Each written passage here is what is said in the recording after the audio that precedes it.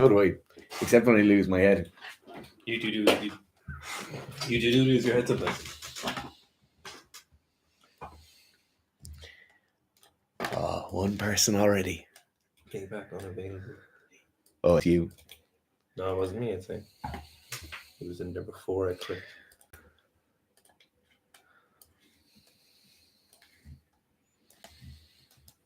Did you see? When I was watching the Wadapalooza, Rich Roney has a beard like it's out to here.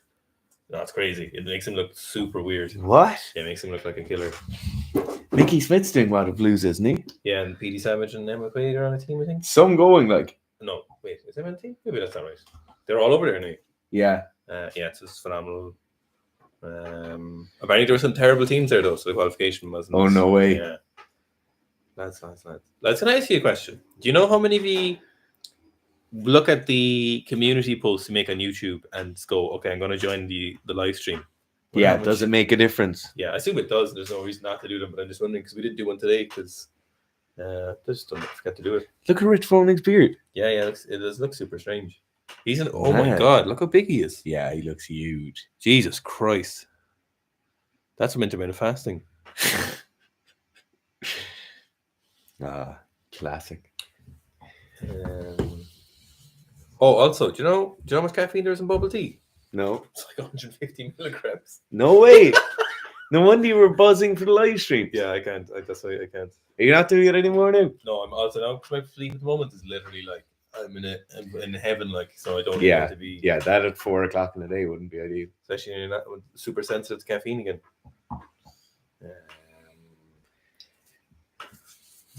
That was the other thing that fucked me up last night. What? I got like coffee from Starbucks and then I had a Monster on the way to training at 10 p.m. That's nice. Can everyone hear us, by the way? Is it loud enough? The Starbucks coffee is laced with caffeine. It's good. Super concentrated. I like it. Yeah. Hey guys. Quick question. How should you rebuild your squad after 5 weeks of not training? Just the best way to probably go about this is to begin exercising initially. So kind of if you saw my training vlog, which is literally just start exercising and training, working out. Like you're not even training properly. It's not like, I wouldn't call it training what I'm doing at the moment. It's literally exercise. Like I'm going to the gym. So what you should do is just get comfortable with training again. So just do very, very light, very moderate sessions for a period of time until you feel like you're in some way productive again. So 5 weeks isn't that long from the squat, but it might be depending on your genetics and how you retain strength and how long you've been training. So if you just go back to the gym for maybe 2 weeks or so, and you can kind of assess where you are, just get used to exercising again, kind of get over the initial stiffness and DOMs, etc. Then start a progression to a direction somewhere. So start progressing to somewhere. If you're out 5 weeks for an injury, then you may have to go through 2 training blocks or cycles to assess where your squat is. So you might not be able to get back to your old 1RM. You might not be able to start a new training block and then definitely hit a PB. You might need to go to one training block, get to 90% of your old PB, because it meant if you had like, I don't know, an ACL injury, I don't know, something like injury, any number of things, you need to be able to go through training block, and no training block can run forever. There's a definitive kind of timeline on most blocks, or just a length of time where you just can't keep going for the squats. For most people, gear or no gear, that's something like in the region of 8 to 10 weeks. For most people, maybe a little bit longer depending, but 10 weeks is for most people is as far as you can kind of get. And so that initial 10 weeks mightn't be enough for you to get back to your, let's say your back squat was 150. And after 5 weeks, you feel like you're only you might have gotten back there after 5 week break. You did your 10-week training block, you got back to 140. There's no way you might be able to get back fully. However, you might be in a condition where the 5 weeks off was just, you just didn't feel like training, or you just stopped training for whatever reasons that were unrelated to your physical capacity, and it was a psychological thing or a life thing. Then you might be able to get beyond your PB once you get over the initial few weeks of readjustment into exercise. And then you can kind of, plan from there. There you go. I think you sufficiently answered that. There's not much need for me to weigh in. Probably not. Elective throws, regular tuner in and Edinburgh seminar attendee says Happy New Year. Looking forward to seeing Darius training. That's going to be up at 5 p.m. GMT this evening. So everyone go click on that and like it, please. That'd be great. Do you guys have much knowledge on training affecting your hormone profile to bring around positive adaptation? Yeah, I certainly have some knowledge in it. So you've like an acute and then you've like longitudinal effects on hormone profiles. The main thing that happens your hormones is that you get a crashing of hormones in the kind of acute response to exercise, or crashing of things you would see as being beneficial. You get heightened levels of cortisol as you're kind of going through that stress response to exercise and muscle breakdown or tissue breakdown in general. Then you will get a slight increase in what you might see to be beneficial hormones, whether that be IGF-1, whether that be testosterone, growth-like factors, whatever it is. And then they go back to homeostasis almost always. What you do find in people who train a lot is this response curve becomes much sharper. So their stress response comes on faster, dies off quicker, and then that increase in kind of what you might see as like healing hormone or positive hormones will all occur in a much shorter time period, so they can recover better. But most of the time, like you'll hear people talking about like, oh, you got to squat heavy and deadlift heavy if you want to increase your testosterone. Most of the time, the benefit you'll see in terms of like changing of hormone profiles will be in positive changes in body composition and increase in muscle tissue you're holding, and less adipose tissue you're holding, rather than it being the actual training you're doing itself. There doesn't really seem to be any meaningful way to adjust your training that would positively impact your hormones in a way that would give you anything outside of normal training response. So there was a while when people are talking about like German volume training giving you a huge boost of growth hormone or whatever. It's like, that's not really, that's not sustainable. And I'm not even sure if that is true, to be honest. So there's nothing really you could do with your training so you don't have to follow the principles of correct and smart training initially. And whatever response that gives you then is the most you're going to get from your hormones. So they'll all happen in conjunction with good training. There's nothing you can do that will give you a kind of independent boost to your hormones, IGF-1, your growth hormone or testosterone or anything like that will be anyway meaningful for your actual progress, which is the nature of performance enhancing drugs. I think a lot of time when you hear people about those programs of like lifting heavy, deadlifting heavy, whatever it is, and that's increasing their testosterone, it's like the bodybuilder saying they started taking creatine and suddenly they got in great shape. It's just this kind of misinformation that's put out there to throw people off. Erica Olivieri wants to know when I'm releasing my current bicep and forearm training program. Never. Something about that camera angle for those thumbnails. It's just every time. Yeah, arms look jacked. No idea why. Yeah, it's not real. Like no. Daniel said he's doing 5x3 at 100 centimeters on RM. Yeah. Nice. Unreal. Unbelievable. This is, I think there's somebody else. I think there's another comment popped up here about the back squat program. People get it. They look at it on the week one and they're like, oh, what's the story here? You expect me to squat more than my old 1RM during the squat program. If you have a program that doesn't ever get you to squat more or pull more or press more than your 1RM, then what's the point in doing the program? Like, you have to train submaximally for the long period of time, but at some point your old 1RM becomes no longer your 1RM. It becomes what your 1RM used to be, and you'll hit a new PB, so you don't stick to those numbers once you've 7 weeks of training done, as Daniel Villabos has just shown. Once you've 7 weeks of training done, your PB is no longer your personal record anymore. Johnny Brown is saying, I'm a bit of a chunky boy and want to lose some weight. I'm doing the beginner weightlifting program at the moment. Can I add some HIIT training in? You could. The first place I'd start looking at, to be honest, is looking at your diet. In general, I see for most people, most athletes, nutrition, most amateur athletes in particular, is that they don't eat enough protein and usually eat up way too many carbs.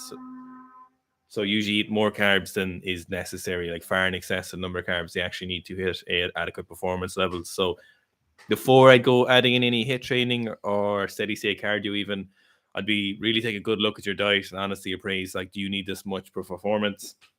If you're eating in excess of what it takes to maintain your body weight, and then, or maybe more to, if you're eating enough to gain body fat, you probably don't need that. Not specifically for weightlifting anyway, especially if you have a high percentage of body fat. So you need to kind of look at what you're eating and pay attention to that before I would probably go adding in any extra high intensity cardiovascular work like that or anything. It doesn't really you don't really burn that many calories. You burn a very small percentage of your calories from exercise. Really what the benefit of exercise is, obviously the hormonal changes, but also mostly the muscle mass. Muscle mass is very expensive to be maintaining. So you'd be better off and better served is looking at a better diet rather than adding in HIIT training. Now, assuming maybe you have looked at your diet and can you add in some HIIT training?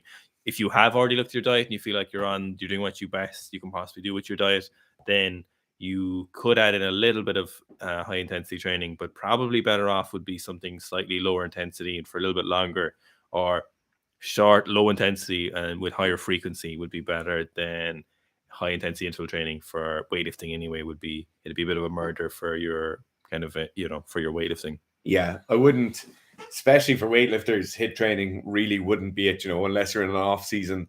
Like the lower end stuff, increasing just your general physical activity will be so much more beneficial in terms of both the amount of calories you're burning per day, but also in terms of like adaptation stimulus for your body. Like you don't want a weightlifter just wants to weightlift as much as possible. That's what you need to do.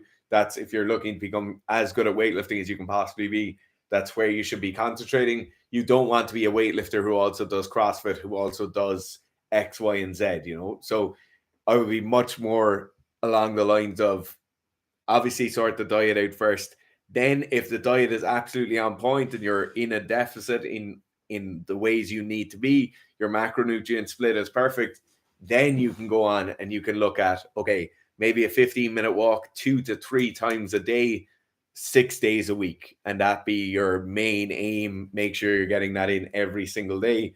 Then once you have those put in, you can look at other areas of activity that you might be missing out on. Could you be parking a bit further from the office? Could you be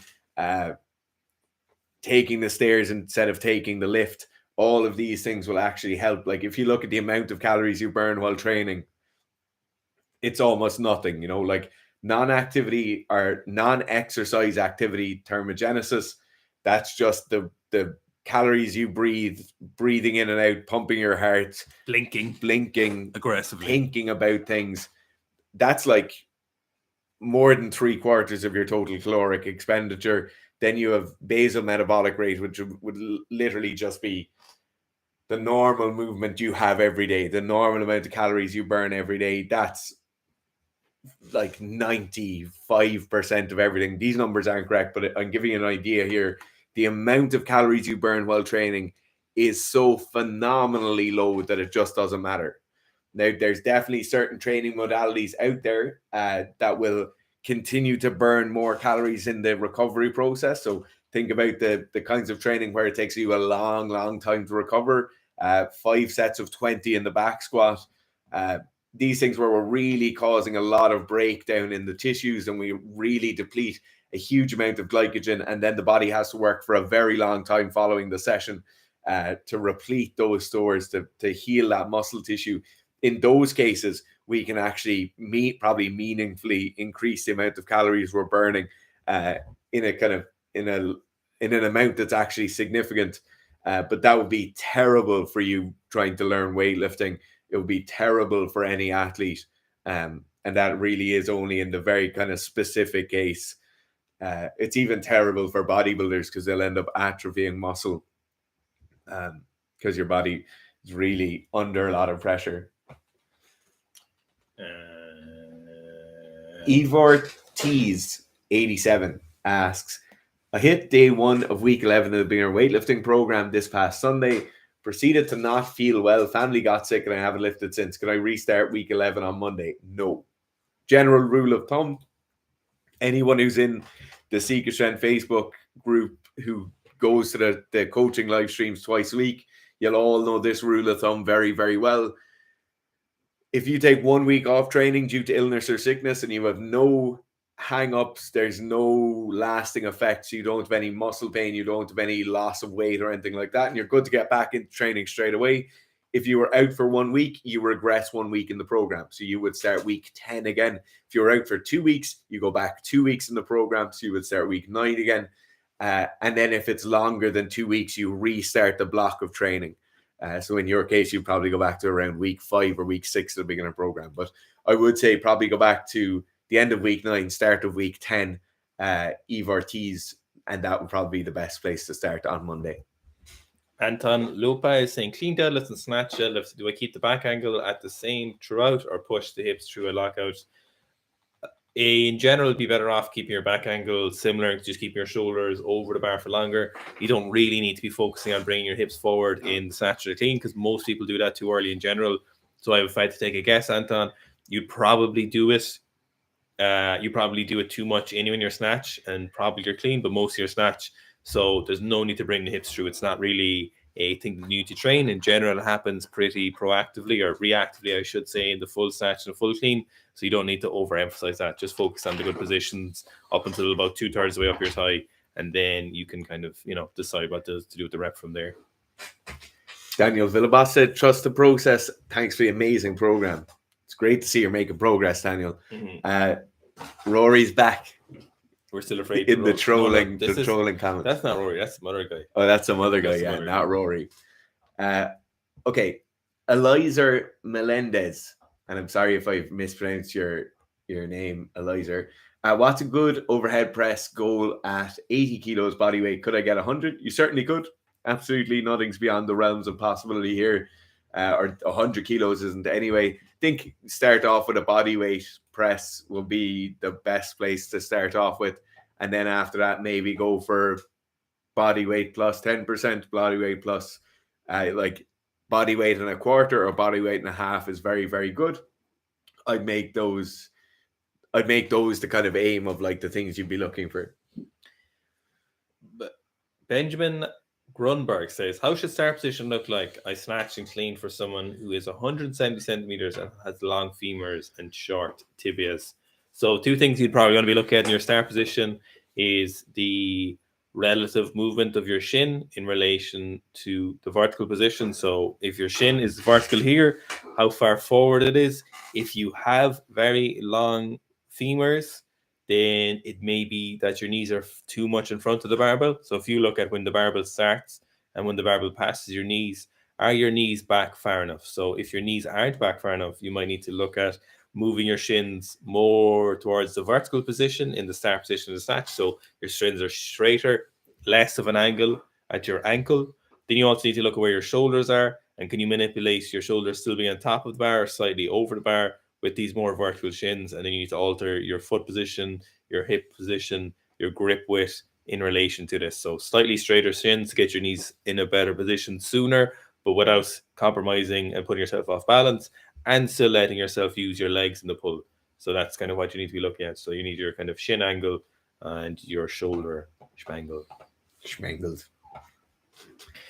Tom Ash is saying, in the Seek Strength programs video, you talked about a custom program for fixing like a balance and injury rehab. When will this program be released? I'm really excited for this one, by the way. Not anytime soon. No. Unfortunately. That probably won't be an injury rehab one either. That would be more just kind of like imbalances or common issues. Or just strengthening specific areas that you want to do. You might be like rear delts or hamstrings or quads or something like that. That'll be more what that's for. So it wouldn't be don't think be expecting an injury rehab or imbalance program. But it won't be Q1 or Q2, I would imagine, of this year. Maybe in the end of Q2, yeah. Maybe. Okay. Gian Paolo Uraib says, do you think you can target fast twitch muscle growth with low reps? Or do you think muscle is muscle and weightlifters, throwers, sprinters should do 8s, 10s, 12s for muscle? Well, this is something that if we're talking about this 12 years ago, 10 years ago, the main kind of argument for hypertrophy would have been very, very similar, would have been along the lines of 8s, 12s, and 10s, mainly for hypertrophy.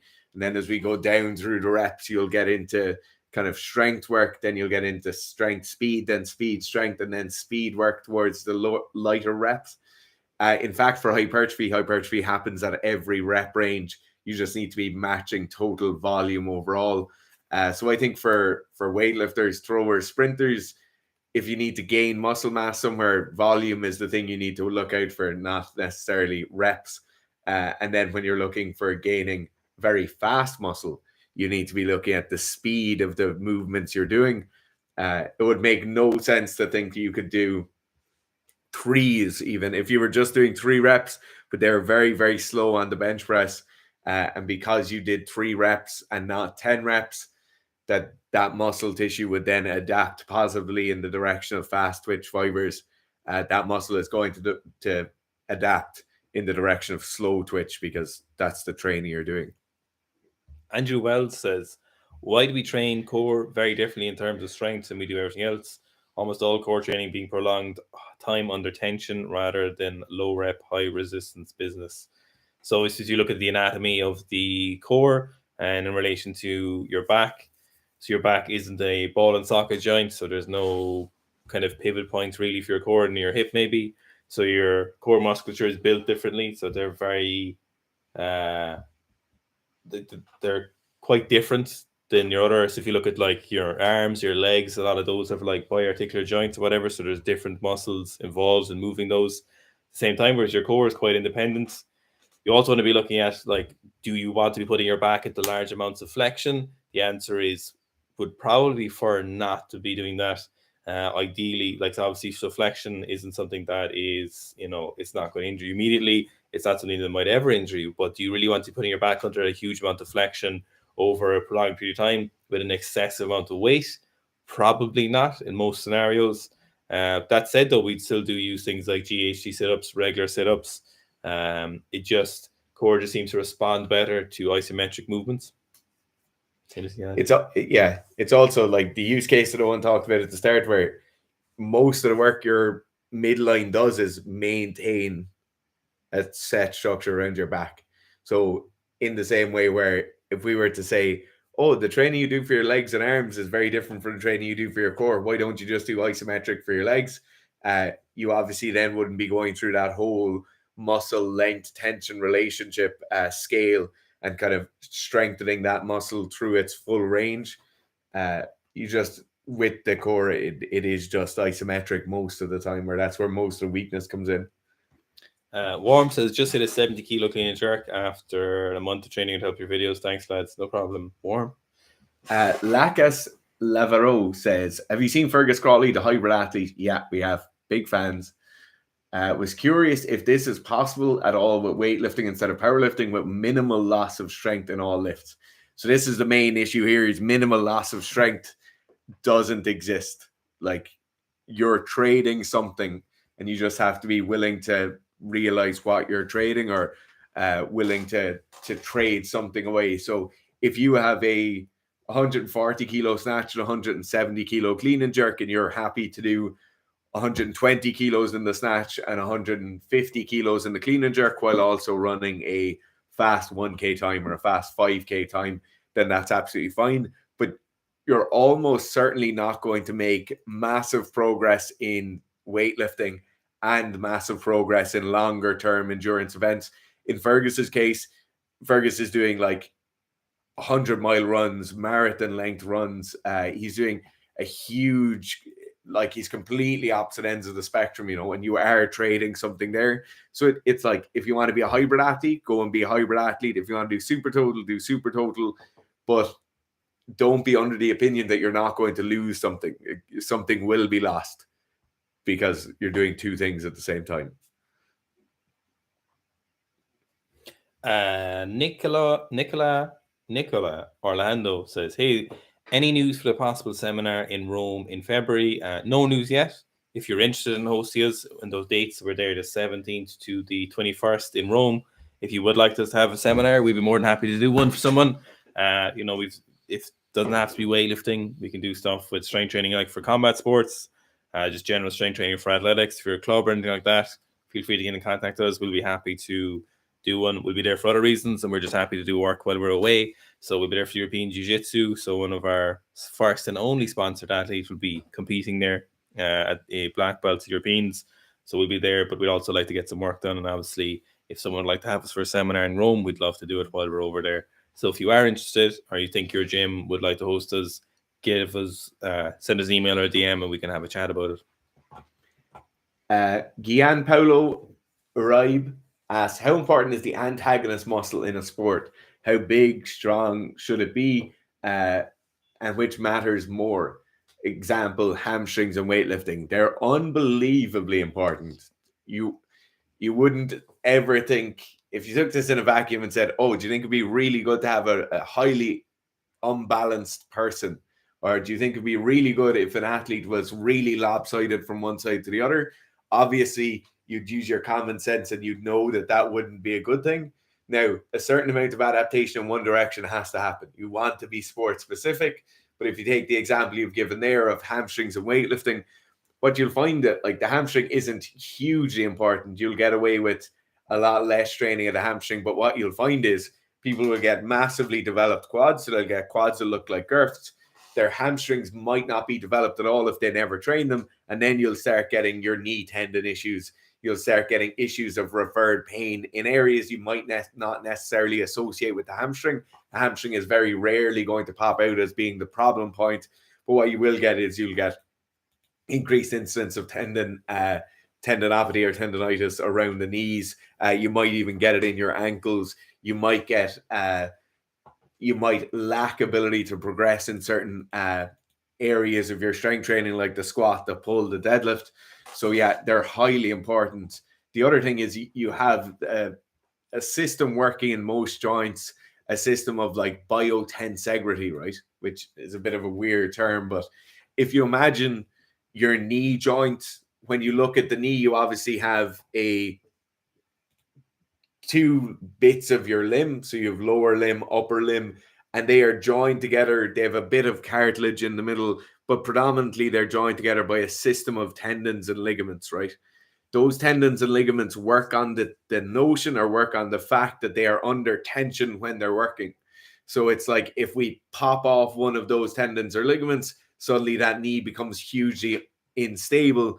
So it's the same way where if somebody has a complete ACL tear, that knee will be inherently more unstable or unstable, and they'll get issues with the meniscus. They'll get issues with the other tendons and ligaments. If we don't train that antagonist muscle enough, we'll start to get those issues of some of those tendons and ligaments may not be pulling hard enough, or they might not be engaging correctly. And then that tension around the joint won't be quite as effective. And you'll get a higher risk. You'll be at higher risk of injury. Hey lads, how would you approach programming a strict hypertrophy program? Same way, surplus. Yeah, progressive overload. Just literally finding exercises that work particular for you, that you enjoy, that are not going to degrade significantly over a period of higher reps when you're under fatigue. So if it's your legs, let's say you pick back squats, but your form gets very poor after 3 or 4 sets of 10, and it might not be feasible for 5 or 6 weeks to progress those 10s. You might find other alternatives, so maybe like 2 or 3 other alternatives. You'd use those alternatives, start at a reasonable weight, note the weight you're using, then try and progress the weights or progress the reps to a certain extent within a certain band. So, for example, you probably would be going on 15 reps for the hypertrophy phase, but you might be doing increasing number of reps. So let's say you pick like leg press and stiff-legged deadlifts for your hamstrings, and for your lower body exercises, you start with like 5 by 10, for example. Pick a particular weight that you can do very, very easily, then try and overload it slightly more, or you try and increase maybe the number of reps some days with the same weight, or you might try to do another set with the same number of weights, same number of reps, but again, extra volume in. So just staying within a reasonable weight that challenges you, but progressively overloading them and getting towards the end of that kind of 5 or 6 week block is getting close enough to weights that are, on the limit of what your maybe 8, 9, or 10 rep max might be with for that particular exercise would be the main things. Brandon Peak says, I want to work in cardio sessions into my week. Doesn't matter if I had the cardio days where I work out, or on rest days. Also, if I do a workout and cardio together, it doesn't matter which I do first. Yeah, so these are two very good points and very good things to think about with your training. So it really depends what the point of the cardio is, where you're looking to really push yourself. If you were doing this for like powerlifting or weightlifting, the cardio is there purely for a kind of health benefit. I would just do the cardio on a rest day. Just do it. Make sure it's quite low impact, long, slow, low, steady state. Just don't push it too hard, and do it on your rest days. Keep it away from your weightlifting. If, however, you're a field athlete and you need to ensure that the cardio work you're doing is very high quality, right? So assuming you're in the gym 3 to 4 times a week and you have 2 to 3 cardio sessions a week, then you still need to make sure you have a full rest day, because the quality of the work you're doing has to be quite high in every session. It may even have to be higher during the cardiovascular work than it will be in the gym work, because the gym work might just be some very simple hypertrophy stuff. In that case, I'd be more willing to stack those days together and just do my weights in the morning and then my more important session on the field or on the track in the evening, and then having your full rest days in between. It really depends what your priorities are as an athlete.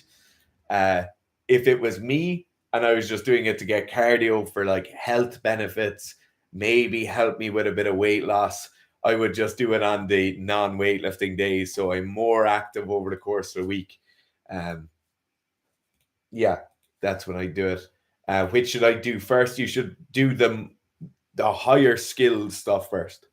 So if in your cardio work you have a lot of jumps or plyometrics or whatever it is, you should do that stuff first. If in your weight session you have a lot of snatches, clean and jerks, high bar back squats, you should do those first. Tedious Bear saying we should do Alexander Krellin. What was his nickname again? I feel like he had a nickname. The Siberian Bear. Is that it? The Siberian Bear. Oh, that is it. It's right there. I don't see. Are they the videos you were watching there? Yeah, I don't see much gym training. A little bit, but it's mostly his like sparring and stuff. You know, Kettlebells. He's a horse. No, but he's no stranger to it, I'd say. But I don't see any like 887 victories to 2 losses. That's crazy. Can't believe he lost twice. What a loser. I don't see. I'm not just not really seeing. Oh, was that a back squats? That look like back squats. Just mornings. Kettlebell stuff. I'm just trying to see. There's no actual gym training. No. Acrobatics. Wait, that was only 5 years ago. Hanshin O is asking, would the leg press machine be an okay substitute for squats if my back is injured and I have no access to a belt squat? Leg press machine can be problematic because you're still driving your back in, and particularly you're engaging your hips and your pelvis a lot. If you have a back injury, I would just be more likely to suggest, if you can't belt squat, be more likely to suggest kind of isolating those movements, a small but more knee extensors, knee flexors, so quad extensions, hamstring extensions, glute abductors and adductions would be probably more beneficial until you get your back fixed and then get back to actual squatting. So I'm very distracted by Oliver Osterman. What a horse. Yeah, he's a beast. Oliver Osterman says, planning to diet starting in March. If I aim to lose 0.5 kilo to 1 kilo of body weight a week, is it realistic to run the squat maintenance phase during 3 months of dieting? So 3 months of dieting for 1 kilo a week, 12 kilos. That's quite severe. 0.5 kilo a week is probably closer to something that's realistic. And certainly 0.5 kilo a week, you can certainly do the squat maintenance program while doing that. That shouldn't be overly aggressive or anything like that. I think it's definitely doable. Big time Russian coat. Are you still watching those videos? Oh, that's a huge Russian coat. That's a big Russian. That's the. We need to get Russian coats. That's the big time money coat. Yeah. Is that him? My God, yeah, that's him now. That's only 2015. Okay. KDS says, lads, in one of your videos, you mentioned that the church gym is located upstairs. Do you ever get any noise complaints for it? Did you damage the floor tiles? I'm thinking of weightlifting on the first floor. What's the church gym? I think that's Clarence's gym, is it? Oh. It must be referring to Clarence's one. Yeah, it is upstairs. You need to be very, very sure of the structure of your building if you're doing weightlifting. Then you need to be very, very sure of the structure of the platform you're putting on top of that floor. So if you have something like a Ducon slab that's very, very well reinforced, that it's not just in some sort of residential building. Like if you were in a parking garage and you were on the 5th floor, you're probably very safe. Cars are driving over that floor all day. If you were in an apartment block, you probably can't be dropping weights. So you would need to be very, very sure of the structure of the building. In that case of Clarence's gym, that's a kind of a training facility. So there's not too much risk there. And is there any limit to how heavy the weight should be? Is Jacob Lancer asked a question earlier? Yo, is there any limit to how heavy you should be?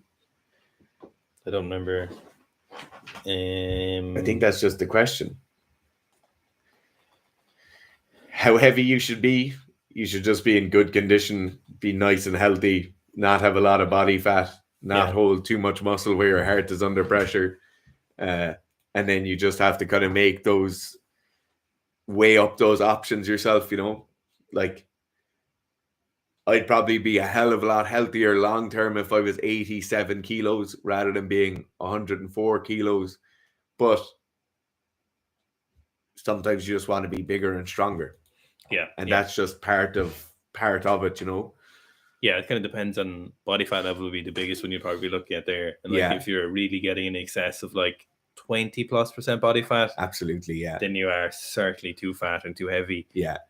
If it's not muscle mass, like it's even if it is muscle mass though, it's very, it's hard to justify. Yeah, like obviously the fat tissue is incredibly damaging in terms of inflammation, in terms of just hormones, everything. It's terrible for you. But just being bigger as well isn't great either, you know. Muscle tissue can be very, very protective in terms of metabolism, in terms of regulation of insulin and things like that. But it's something you just have to, it's one of these decisions you have to make for yourself. Just looking at Alexander Krillin wrestling Russian. Look at this little child. That child is. Look at this one in the background. Just rolls in out of nowhere. Trying to get in a good position. There's some out in that club as well. Yeah. Wrestling is huge. Okay. Archer Joy, will you ever make 5-minute, 500-pound type program? Yeah, I think so. Yeah. And technique days, non-max out days. What are your thoughts on doing squats and supplemental exercises first? It's rare. It's almost never, rare to never. You should be doing your squat movements first. It's too fatiguing. So the skill order of exercises comes with the most skill and the most susceptible to fatigue at the start of your session and the highest speed ones in general. And then you move on down through those. So there's never really a reason that if you have your squats and your lifts on the same day that you should ever be doing your lifts first. And if you're in a scenario where doing your lifts fatigues you so much for your squats, then you have a different issue, and it's most likely a work capacity issue. You know, your squat is incredibly weak, and you just have to give it longer. Rarely does the benefits of doing your squats first really pay off in the long run. You're just essentially still putting your lifts on the back foot by upsetting them. So if you feel like your lifts are suffering from your squat, you're just changing one issue for another. So you might bring up your squat, but you're still in a scenario where you've negatively affected your lifts now because you're gaining bad technique. You're not going to be able to get enough sessions done or enough volume and a meaningful weight because you're fatigued from your squats. And if you're not fatigued from your squats, if you're not fatigued enough for your snatch, clean, and jerk, it means you're probably not squatting productively enough. So you're not really getting any benefit from anything. So no, just do the high skill, high speed movements always first. The Uchi Hamad says, hey, bought the RTA squat program and day one crushed me. So I have crap capacity, apparently. Should I restart with lower weights? What you need to do is you need to do a 2-week on-ramp, right? So take week 1 and week 2 of the just take week 1. Regress all of the weights in week 1 by 20%. So then you have the first week of training, call it week A. That is all your weights, all your sets, all your reps minus 20%. Sorry, reps and sets stay the same, just the prescribed weights minus 20%. Your second week of training, call it week B. You do week 1 of training minus 10% of the weights. So now you've started at minus 20%. Now you're on minus 10%. Now your third week of training will be week 1 of the Road to Anywhere back squat program run with the prescribed weights. Those sessions over the first 2 weeks should be enough work capacity work to bring you up to the level where you need to be. The first 3 weeks should be difficult anyway, so don't be too worried. We have this issue a lot. A lot of people are shocked by how bad their capacity is. So don't be too worried. Just do that. Regress 2 weeks. Run a 2-week ramp on phase before you get started. Okay. Alex Strakzek. Alex asks, in regards to soccer or basketball, should one achieve a proper level of stamina and then maximize strength while maintaining that level of stamina, or maximize stamina while maintaining proper strength? Well, this is a quite interesting one, right? And it's quite interesting for probably a different reason. People who are really good at soccer and basketball are really good at soccer and basketball in their teenage years. And then as they progress into adulthood and start playing senior soccer and senior basketball, these progressions don't happen in the same way where they'd happen if myself or Owen were to start basketball now, right? When you get a teenager, what you often find is they'll be 10 or 12 years old, their stamina will increase, their strength will increase, and they'll start keep kind of tit for tat. Those two boats will rise at roughly the same time. What you'll probably see then is you'll probably have a period from around 14 to 16 where their stamina will increase drastically over the level of their strength increases. This is when you tend to see very structured strength and conditioning programs being implemented, trying to put strength onto those teenagers, trying to put extra muscle mass onto those teenagers. It's very, very difficult, and most of the time their stamina will be far in excess. So they could have the stamina or the equivalent stamina of a senior player, possibly as young as kind of 16 or 17 years old, but their strength levels will not catch up probably until their early 20s. So you end up seeing a lot of basketball and soccer players playing catch up with their strength levels all the way up until the age of 19, 20, 21. And that's what our kind of blueprint is now. If an alien was to land today and the alien says, okay, I have human physiology, I'm of moderate stamina and moderate strength, what should I do? I need to be a professional soccer player. The thing to do would be to have a periodized training plan for probably 2 or 3 years. I think 2 years is enough time to plan in advance. So I would have starting my season off in January.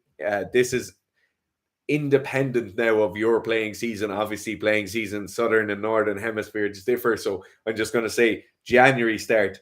You concentrate hugely on strength. You do 10 to 12 weeks of a strength block while doing some maintenance work in your cardio. That will be 2 to 3 times a week of doing easy 5s, 3s, 2s and 1s. So 5Ks, 3Ks, 2Ks and 1Ks, just nice and easy. They're tipping along on those 2 or 3 times a week. The main focus is on strength. You'll probably aim to gain 2 kilos during those 12 weeks, 2 to 3 kilos during those 12 weeks. Once that 12 weeks is over, you will now focus on a power output piece. So converting that strength into things like higher box jumps, better sprint times, better acceleration during your sprint, better agility on the field, higher vertical jump, longer broad jump, better power cleans, better power jerks. Once you've gone through that training block, then you might need to reassess. You might need to take a bit of a break. And then you have a training block where you concentrate on aerobic training. During the period where you concentrate on aerobic training, the vast majority of your resources go towards aerobic training. And then you probably have 2 to 3 gym sessions a week where you just maintain that level of strength and level of power. Those sessions are very easy. They don't take a lot of you out of you in terms of the actual concentration during them and in terms of the recovery demand following the session. And then you really push the shit out of your aerobic work. Then at the end of your aerobic piece, you might do a specific aerobic piece specifically for basketball, specifically for soccer, and then you'll take a small bit of a break and you'll go back in again. That is kind of how you should be planning it. I hope that answers your question. If that did answer your question, then I don't know what will. Callum is saying thoughts on conjugate. Have no thoughts on conjugate. Honestly, just haven't really. Thankfully, it's kind of going away. Thank God it's going away. You don't see people outside the West that really pushing conjugate anymore, which is interesting because only like within 10 years ago, people were pushing it. Anyway, so GA and Paolo saying, would love to see analyze Su Bing Tian, 5'8" sprinter, Asian sprinter in his 30s, all-time best split 60 millimeters or 60 meter split. He never hit sub 10 when he was in his early 20s. His training is what the stories progress. Like I did not. So I know someone mentioned him a few times before, and I've added him to the list. He's on the list. He's on the list of things because I've seen him come up a few times, and I've forgotten about him. I see a few people mention we should do a video on him. I was wholly unaware that he did his best sprinting time in his 30s, which is incredibly interesting. I'm going to say now it's probably something to do with drugs. It is though. Like it probably is. It is. It probably has. It definitely is. Probably has something to do with drugs. Joe, it has something to do with drugs. It probably has something to do with other things as well, but it's probably not as big as the drug association. Unfortunately, there's just nothing more to it than that. I would. No, we're definitely going to do the video though. Yeah. We'll definitely do the video.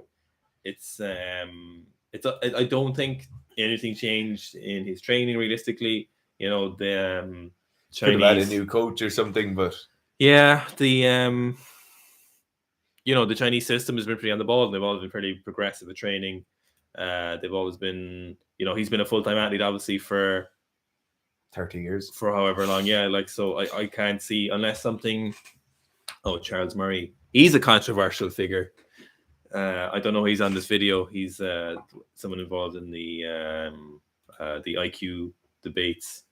Is he? Yeah. I don't know why he's on this. I've never heard of him. Must have something to do with it. So, and there's that. Who's the fellow with Apple? What's his name? What the fuck? What is he doing here? I have no idea. But we're just watching a video of Su Bing Tian. I would love to see some of his actual training.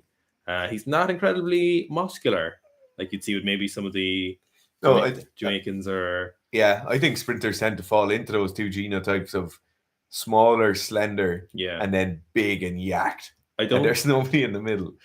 So I don't think we've seen we got some training him. So he ran his fastest in his 30s. That's so interesting. Because everyone else has been taking drugs too, so I don't know what. And he's been taking drugs in his 20s too. Yeah, so it might not be. Maybe. It's so interesting it'd be very interesting. How Su Bing Ting trains to run faster. Just to let you know as well, the lads are having an awful go off you for having the ruler in your mouth. Oh, are they? Yeah. That's it. Just to let you know. Expect no less. It's very I didn't realize he ran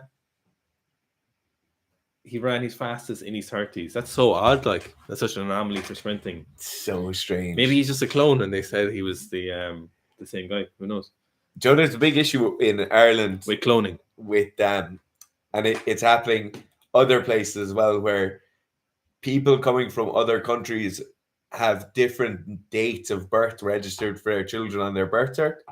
So due to a whole host of reasons to do with like child welfare payments, they register their children younger so that welfare payment comes more frequently. But now it's a big issue in underage sports. I don't think this is what's happening here though. No, but it's a point of conversation. It's a big issue in underage sports now because you have somebody who's should be 11, but they're 13 or 14.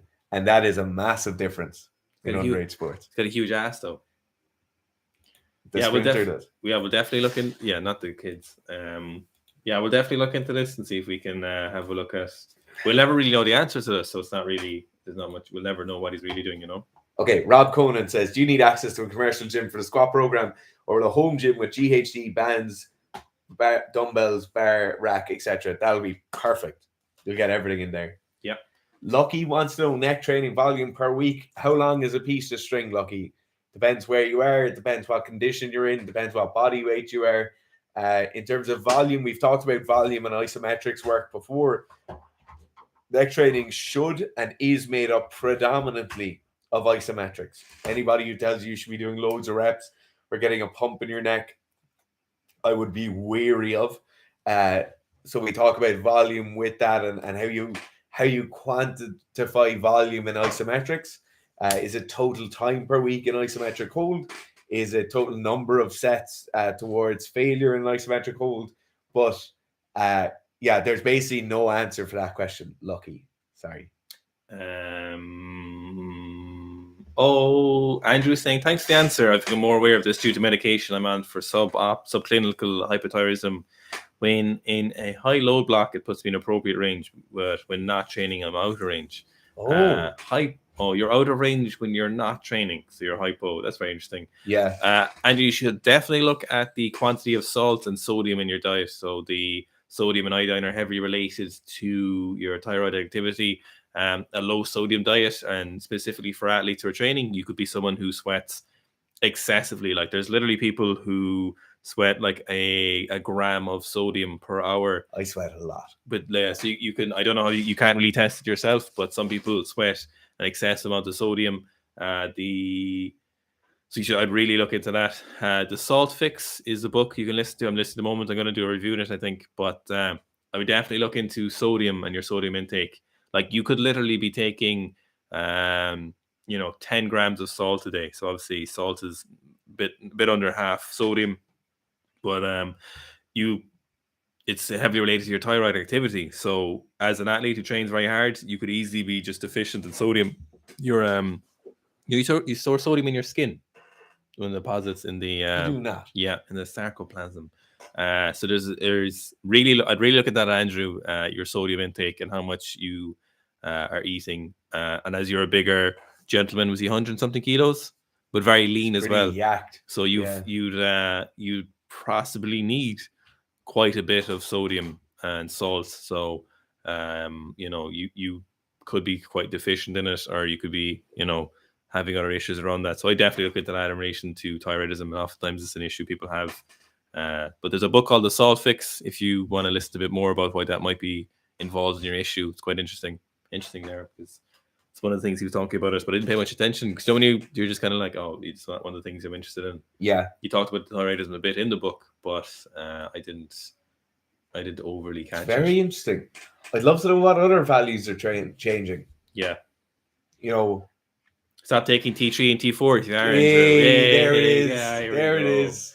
Okay, Aaron wants to know if you could get one car for free. I was thinking about this. What would it be? I'd get a Bugatti Veyron and sell it. I was literally just thinking, I'd get a Bugatti Veyron. Yeah. Or else I'd get one of the really old Ferraris and I'd sell it for €1 million. Yeah. And I'd buy 4 investment properties. Oh, I was going to buy a Rivian pickup. Oh, well, yeah, you can buy loads of Rivians for that. I think this is not in the spirit. The Rivian electric pickup truck is what I would buy if I could. You can get it in right-hand drive. This isn't in the spirit of Aaron's question, though. He's asking us what car would we like. And it's the same for both of us. It's a Rivian. It's so funny that our joke answer is both the same as well. Buy and sell.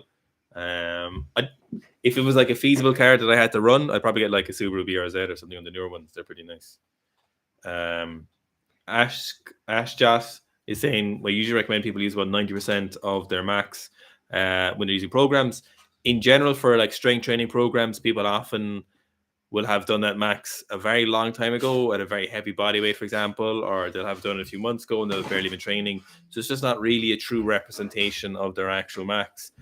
In general as well, most good programs will push you quite aggressively in your progression. So they won't be working with the idea of your current max. They'll be working about what the max you'll want to do. But in kind of a gymming of statistics, you're just probably better off lowering your max a little bit and give you more appropriate working weights. But you don't have to do that. If you did your max 6 weeks ago and you've been training diligently, then you can use your max for sure. It's not a hard and fast rule. Maybe we do just like it to be a number you could hit almost any week of training. So you shouldn't need, like, we should be able to say, okay, your max is 200 kilos. Can you come in and hit that on Friday and we'll have a look at it? That's what we like your input values to be. We're not joking, by the way, when Gerf says you'll get somebody who'll have hit that 3 years ago at a higher body weight, or they'll have broken their spine in between and they'll still use their old numbers. Like, don't use the kind of historic 1RMs or the glory days 1RMs when you're putting them into a program. You know, you need to have something that's doable right now. We don't really care what your 1RM is. Don't put it in because somebody else is seeing it. We won't see it. We won't see it. You just need to put in something that's feasible. Okay. What's the recommendation for the health? Is it 3 hours a week? 150 minutes of moderately intense exercise per week. So that's 30 minutes 5 times per week. Moderate intensity exercise is around 65 to 70% of max heart rate. If you want to know what your max heart rate is, it's 220 beats per minute minus your age will give you a rule of thumb value. Paul Leher saying, any tips or experience on training while taking biologics? Experience? Paul, what? Biologics Jesus are Christ. Fully illegal in Ireland. What's talking about here, is it? I assume biologics. Watch the video we made where we were talking about coaching athletes. Yeah. But obviously, gear is illegal in Ireland, so we don't know. What's your guys' process when creating programs? You know what? A lot of the process is, it usually starts something where the very first thing you look at. So if you're talking about like a 1-to-1 athlete and it's some random sport, if it's like a 1-to-1 athlete and they're fencing and it's something I haven't coached for before, I'll initially look at total frequency we can do per week. I'll then look at a reasonable amount of volume and how well they're going to be able to handle that volume. Then I'll look at a general needs analysis for the athlete. So that comes third, even though a lot of the time you would think it would come first. The needs analysis will be us having a chat, us talking, them filling in a large scale form and very, very like asking them to vomit all their information onto the form. Then when you have those pieces of information, you can kind of start to flesh it out. So I think he's talking about the program, like the squat program and stuff like that. Like the squat program probably follows this, like you make an avatar of a person you think is going to be running the program. Yeah. You see where they're commonly weak, where they're commonly strong, how much they're going to be able to train, how well they'll handle volume, and then kind of just run it from there. Like, yeah, it's like we write a program for the average fake person. Timmy. Yeah, they would be running the program. So like combat sports athletes, they need to be strong and powerful. So we're just running stuff based on that. Then you're using like the basic scientific principles would be ingrained in our brains, so they wouldn't really be taken into account. So then the rest of it then is kind of experience and like the art of coaching. So that's how the program goes in our particular flavor of Seek Strength Salt on the programs, as opposed to other people's stuff. And so it's our own personal touch goes into it. And we're just writing for who do we think the most amount of people will be running this program. And most people, no one's a snowflake. And if you are a snowflake, it means you're talented, so you can run anything, so you'll be fine. Everything will work. And most people aren't snowflakes, so we're trying to do what is the most common issues most people have, and 99% of the time we seem to be getting it right. Yeah, I think now, like the other thing to add on to that is like if we're writing a program for general sales. So like an example is we have a program coming out for release pretty soon of like a specific weightlifting block for female weightlifters. And we have a lot of data, like long-term kind of 4, 5, 6 year training cycles for a lot of female weightlifters, and just looking at their stuff, what worked for them, what didn't work for them, what were the common issues they had, and kind of fleshing out those programs and then packaging that into something that's much more manageable for general populations. So that definitely does weigh in on the process as well. Ivertiz has go back to the 3 clean and jerks. Your view on long-term use of MK677. I definitely wouldn't use MK677 long-term. It definitely increases your fasting blood glucose.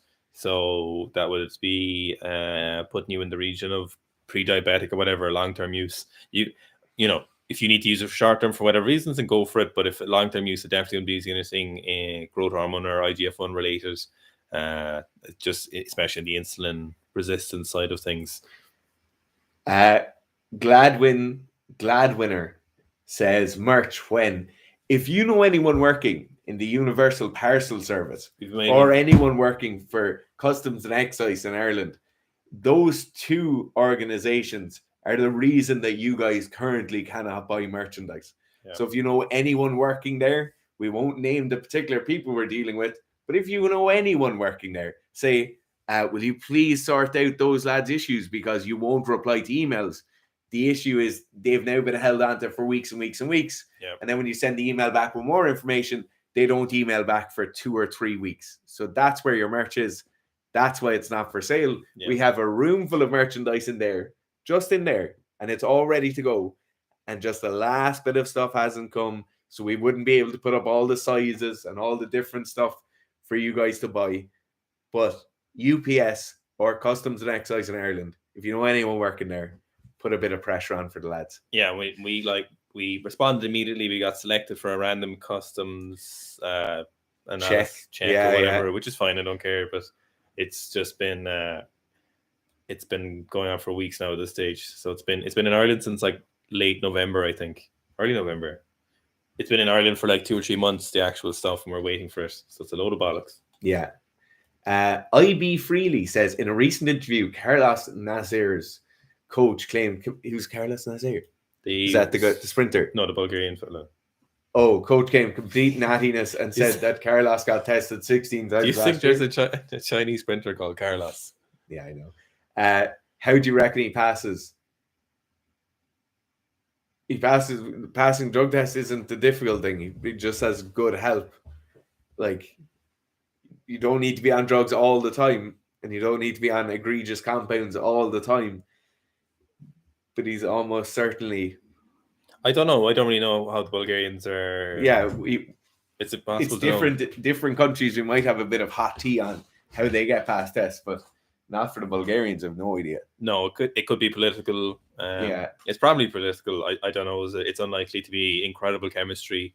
I'd say it's probably something closer to political reasons.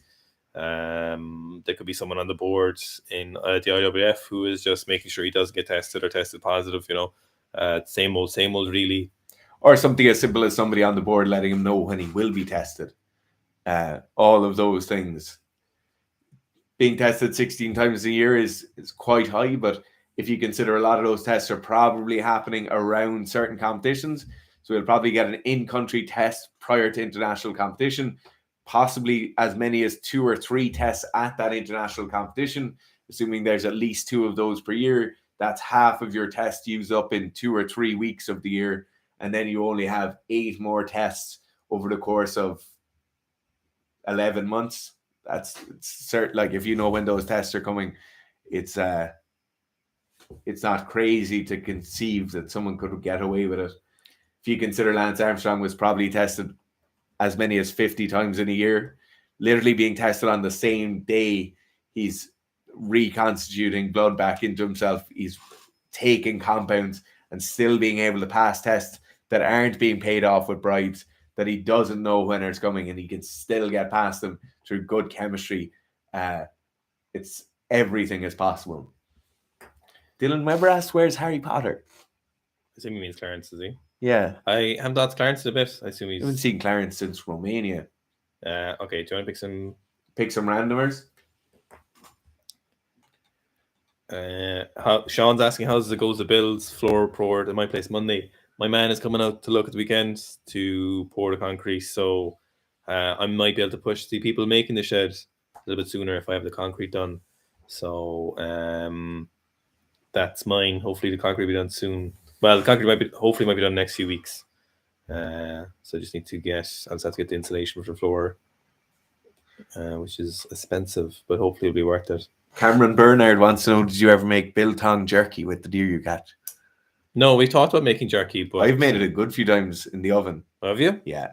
We're going to get a dehydrator. Yeah. We're still getting one of those, actually. Where are we? Baloo saying, can I one pistol squat negatives? Can I use a box so I can't do a full pistol? Yeah, definitely. Most people would definitely do those in the box. There's no need to do them on the floor. Yeah. The box is definitely a better option. James Connor saying, considering getting the secret strength for combat athletes, how many days do you have to commit to doing S&C? I struggle getting 2 days in due to not be able to recover after a Muay Thai and BJJ. You can definitely run the program, so you can run it 2 days per week, so you can make the 10-week program, 20-week program, so you can just go 1 week for the first 2 days and then the next week for the second 2 days of the week and just run it like that. People have done that quite well because they understandably, obviously, they're quite demanding sports and they're fatiguing. But the 2 days a week would be enough. Anything less than that isn't going to be that productive. 1 day a week, no matter what S&C you're doing, just wouldn't be enough. 2 days a week would be the bare minimum. It would be quite effective, but anything less than 2, and you just not really, there's just too much time and not enough time in one session to get productive S&C done. Trevor Halsey says, do you think as a primarily low bar squatter, I should run the RTA on a high bar squat if I have weak quads? Yes. I think that would be so beneficial. Like, most of your training, like most of your year as a powerlifter, should be spent with the high bar squat. And then your low bar squat is just that kind of skill specific piece around competition. That would definitely do that. We have had people run at low bar for sure though, and they've done quite well. Someone literally recently this week did a low bar and got 200 kilos from like 190 or something. So you can definitely do it, but maybe what you probably could do is run at high bar first, then run the maintenance phase with your high bar, then run it with low bar if you wanted to for those 8 weeks. But even that 8 weeks of specific low bar work is on the verge of like too long with low bar nearly and not productive. But you could definitely do that and do it quite well. Gianpaolo says, you guys legends hit 80 kilo PR and overhead press. Nice. Never was able to hit even 60 training 2 years before program. God, that was on drugs in the gym. Very cool. Well done. Buenas tardes. You know what that means? No. Buenas. Oh, that's Alan Alina from Argentina. Good. Oh, it's good morning. Good morning, I think.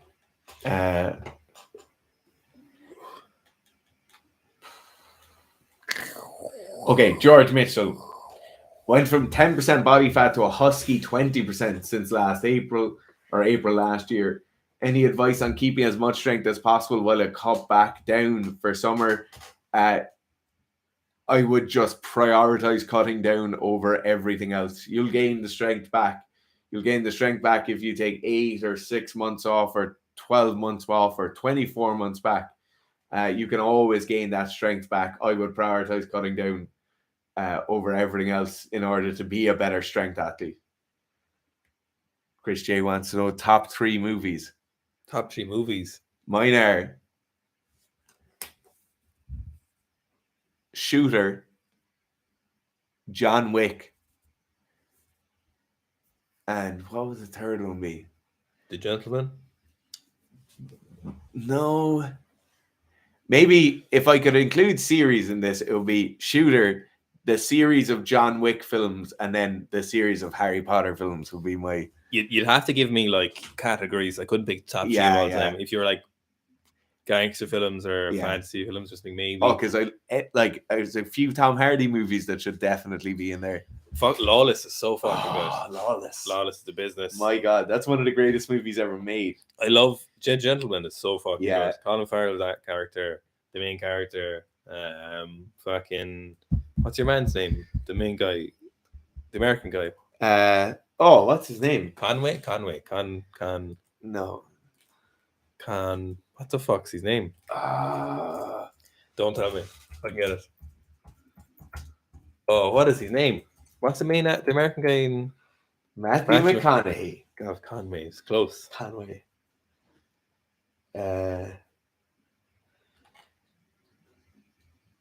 Okay, I'd say that's probably it. Yeah. Sorry we don't get to everyone's questions, but that is it's the nature of loads of people asking loads of very, very good questions, and we kind of just have to do. Yeah. Ares Ush wants to know recommendations for best nipple clamp brand. I think Rogue make good nipple clamps. Yeah. Eleiko make really good ones, but they're really expensive. Yeah, they're square and they're made of Swedish steel. High carbon Swedish steel. Okay, thanks very much. We'll talk to you all again next week.